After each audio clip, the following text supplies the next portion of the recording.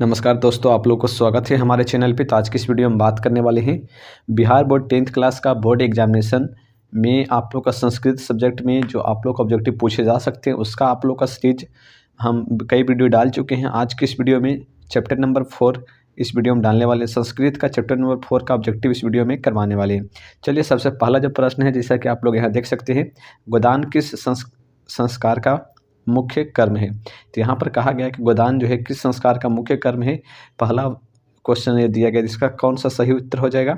पहला ऑप्शन दिया गया उपनयन संस्कार का, समवर्तन संस्कार का, केशांत संस्कार का, या फिर सीमंत्योन्नयन संस्कार का। तो इसका सही उत्तर हो जाएगा ऑप्शन नंबर सी, केशांत संस्कार का। चलिए क्वेश्चन नंबर 2 पे 2 में दिया गया कि साहित्य ग्रंथों में केशांत संस्कार का नामांतर क्या है। जो केशांत संस्कार है उसका नामांतर क्या रखा गया है साहित्य ग्रंथों में। पहला दिया गया उपनयन, समावर्तन, वेदारंभ या फिर गोदान। तो 2 का सही उत्तर हो जाएगा option number D. Option number D इसका सही उत्तर हो जाएगा। जैसा कि क्वेश्चन नंबर 1 में दिया गया था कि गोदान का यहाँ पे दिया गया था केशांत, तो यहाँ पर केशांत का क्या हो जाएगा, गोदान हो जाएगा। ठीक है।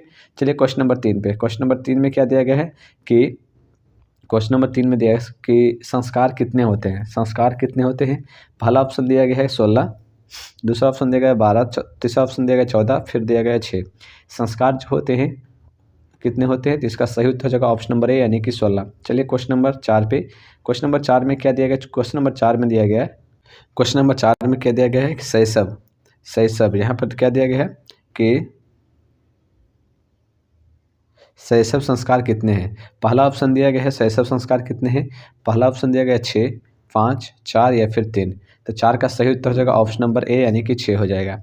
चलिए क्वेश्चन नंबर 5 पे। क्वेश्चन नंबर 5 में क्या दिया है कि चरित्र का निर्माण किससे होता है। पहला दिया गया संस्कारों से, वैर भावना से, अशांति से, या फिर इनमें से कोई नहीं। तो इसका सही उत्तर क्या हो जाएगा, तो संस्कारों से। चरित्र का जो निर्माण होता है संस्कारों से होता है। चलिए क्वेश्चन नंबर 6 में अंत्येष्टि संस्कार कब होता है। मरने के बाद, जन्म के पहले, शिक्षा प्राप्त करने के समय, विवाह के पहले। तो इसका सही उत्तर क्या हो जाएगा, 6 नंबर का सही उत्तर हो जाएगा ऑप्शन नंबर ए, मरने के बाद अंत्येष्टि संस्कार होता है। चलिए क्वेश्चन नंबर 7 पे। क्वेश्चन नंबर 7 में दिया गया कि पानी ग्रहण किस संस्कार में होता है। पानी ग्रहण किस संस्कार में होता है। शैक्षणिक संस्कार, शैशव संस्कार, विवाह संस्कार, या फिर जन्म या पूर्व संस्कार। तो 7 का सही उत्तर क्या हो जाएगा, 7 नंबर का सही उत्तर हो जाएगा ऑप्शन नंबर सी, विवाह संस्कार में पानी ग्रहण संस्कार होता है। चलिए क्वेश्चन नंबर 8 पे। शैशवावस्था में यहाँ पर बोला गया कि शैशवावस्था के कितने संस्कार होते हैं। शैशवावस्था के कितने संस्कार होते हैं, 5, 3, 4 या फिर 6। तो 8 का सही उत्तर क्या हो जाएगा ऑप्शन नंबर डी यानी 6 मतलब 6। चलिए क्वेश्चन नंबर 9 पे। जन्म पूर्व संस्कार कितने हैं, यानी कि जन्म से पूर्व कितने संस्कार होते हैं, ये आप लोग को पूछा गया। तो 9 का सही उत्तर क्या हो जाएगा, 9 का सही उत्तर क्या, 6, 5 या 1 या 3। इसका सही उत्तर हो जाएगा ऑप्शन नंबर डी यानी कि 3। चलिए क्वेश्चन नंबर 10 पे। 10 में क्या दिया गया, संस्कारों को कितने भागों में बांटा गया है। पहला ऑप्शन दिया गया है 2, 4, 5 या फिर 6। तो 10 का सही उत्तर क्या हो जाएगा, 10 का सही उत्तर हो जाएगा ऑप्शन नंबर सी यानी कि 5। संस्कारों को कितनों भागों में बांटा गया है, 5 भागों में बांटा गया है। चलिए क्वेश्चन नंबर 11 पे कि मनुष्य गृहस्थ जीवन में कब प्रवेश करता है। तो जो मनुष्य है वो गृहस्थ जीवन में कब प्रवेश करता है। पहला ऑप्शन दिया गया विवाह संस्कार के पूर्व, उपनयन संस्कार के पूर्व, क्षौर कर्म के बाद, या फिर विवाह संस्कार के साथ ही। तो इसका सही उत्तर हो जाएगा ऑप्शन नंबर डी यानी कि विवाह संस्कार के साथ ही मनुष्य गृहस्थ जीवन में प्रवेश करता है। चलिए क्वेश्चन नंबर 12 में जीवन के सभी मुख्य अवसरों पर किनका आशीर्वाद अपेक्षित था। तो इसका सही उत्तर क्या हो जाएगा, 12 नंबर का समवयस्कों का, दोस्तों का, अनुजों का, या फिर वरिष्ठों का। 12 का सही उत्तर हो जाएगा ऑप्शन नंबर डी यानी कि वरिष्ठों का। चलिए क्वेश्चन नंबर 13 में क्या दिया है कि भारतीय जीवन में किस काल से संस्कारों का महत्व चला आ रहा है। भारतीय जीवन में किस समय से, काल का मतलब किस समय से संस्कारों का महत्व चला आ रहा है। तो यहाँ पर आप लोग को पहला ऑप्शन दिया गया है आधुनिक काल से, मध्यकाल से, प्राचीन काल से, या फिर अत्याधुनिक काल से। तो 13 का सही उत्तर हो जाएगा ऑप्शन नंबर सी यानी कि प्राचीन काल से। चलिए क्वेश्चन नंबर 14 में प्राचीन काल में शिष्य को क्या कहते थे। आप लोग को पूछा गया है अंत्यवासी, ब्रह्मचारी, छात्र या फिर कोई नहीं। 14 का सही उत्तर हो जाएगा ऑप्शन नंबर बी यानी कि ब्रह्मचारी। चलिए क्वेश्चन नंबर 15 पे, विवाह संस्कार के अंतर्गत क्या नहीं आता है? विवाह संस्कार के अंतर्गत क्या नहीं आता है? पहला ऑप्शन दिया गया है गोदान, बागदान, कन्यादान, सिंदूरदान। 15 का सही उत्तर हो जाएगा ऑप्शन नंबर ए यानी कि गोदान। चलिए क्वेश्चन नंबर 16 में, अंतिम शिक्षा संस्कार का नाम क्या है? अंतिम शिक्षा संस्कार का नाम क्या है? पहला ऑप्शन दिया गया है उपनयनम, समावर्तनम, अक्षरारंभ, वेदारंभ। तो 16 का सही उत्तर क्या हो जाएगा? ऑप्शन नंबर बी समावर्तनम। अंतिम शिक्षा का संस्कार क्या नाम क्या है? अंतिम शिक्षा का नाम क्या है संस्कार का? समावर्तनम। चलिए क्वेश्चन नंबर 17 पे, कन्यादान किस संस्कार में होता है? कन्यादान जो है किस संस्कार में होता है? तो 17 का सही उत्तर क्या हो जाएगा? पहला ऑप्शन देगा समावर्तन संस्कार में, उपनयन संस्कार में, केशांत संस्कार में या फिर विवाह संस्कार में। तो 17 का सही उत्तर हो जाएगा ऑप्शन नंबर डी विवाह संस्कार में। चलिए क्वेश्चन नंबर 18 में, प्राचीन संस्कृति की पहचान किससे होती है?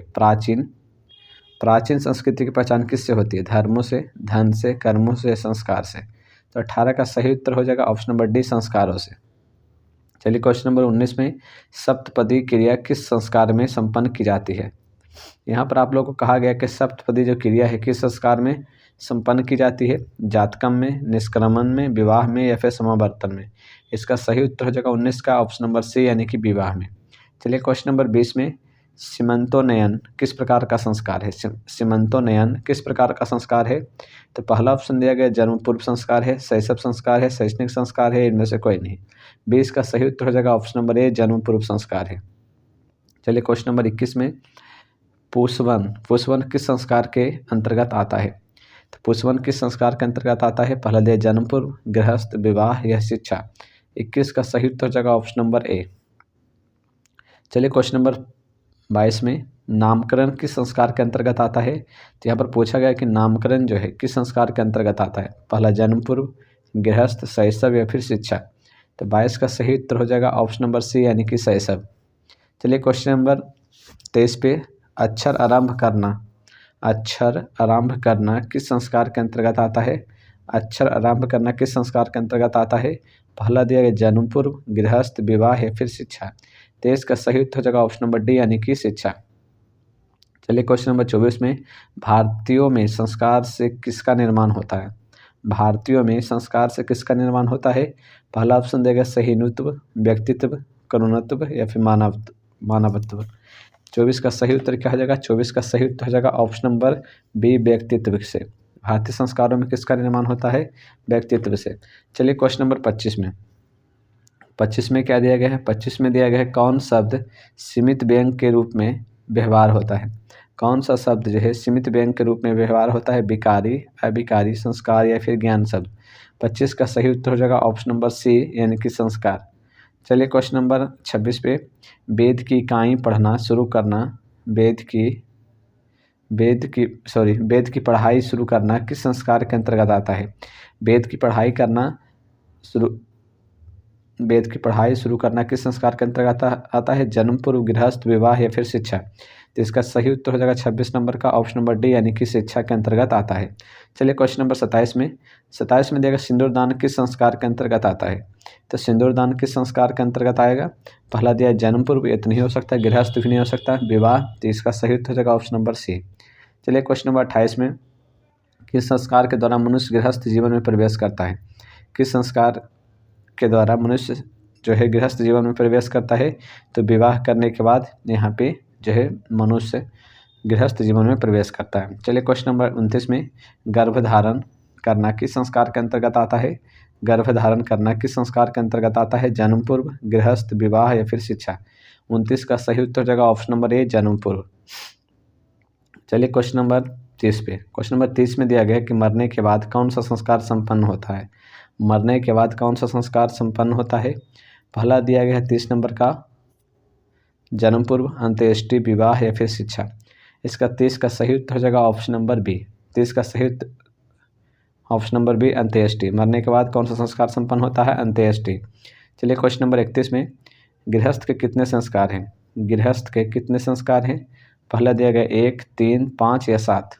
इसका सही उत्तर हो जाएगा ऑप्शन नंबर ए, गृहस्थ के 1 संस्कार है। चलिए क्वेश्चन नंबर 32 में शिक्षा संबंधी कितने संस्कार हैं। शिक्षा संबंधी कितने संस्कार है? 3, 4, 5, 6। इसका सही उत्तर हो जाएगा 32 नंबर का ऑप्शन नंबर सी 5। चलिए क्वेश्चन नंबर 33 में मरने के बाद कितने संस्कार है। मरने के बाद कितने संस्कार है? पहला दिया गया 4, 2, 6 या 1। इसका सही उत्तर हो जाएगा ऑप्शन नंबर 1। चलिए क्वेश्चन नंबर 34 में कहते हैं भारतीय संस्कृति का परिचय किससे मिलता है। भारतीय संस्कृति का परिचय किससे मिलता है? पहला दिया गया संस्कृत से, ज्ञान से, संस्कारों से या फिर विज्ञान से। 34 का सही उत्तर हो जाएगा ऑप्शन नंबर सी संस्कारों से। चलिए क्वेश्चन नंबर 35 में संस्कारों का मौलिक अर्थ क्या है। संस्कारों का मौलिक अर्थ क्या है? पहला ऑप्शन देगा समारोह आयोजन, लोगों का सम्मिलन, दान धर्म होता है, दोष दूर होते हैं तथा गुणों का निर्माण होता है। इसका सही उत्तर हो जाएगा ऑप्शन नंबर डी, इसका सही उत्तर हो जाएगा। ठीक है, तो आप लोगों को संस्कृत चैप्टर से रिलेटेड जितने भी ऑब्जेक्टिव हो सकते थे वो सभी हमने करवा दिए हैं। चैप्टर नंबर 4 से अगले वीडियो में हम चैप्टर नंबर 5 का ऑब्जेक्टिव करवा देंगे। धन्यवाद।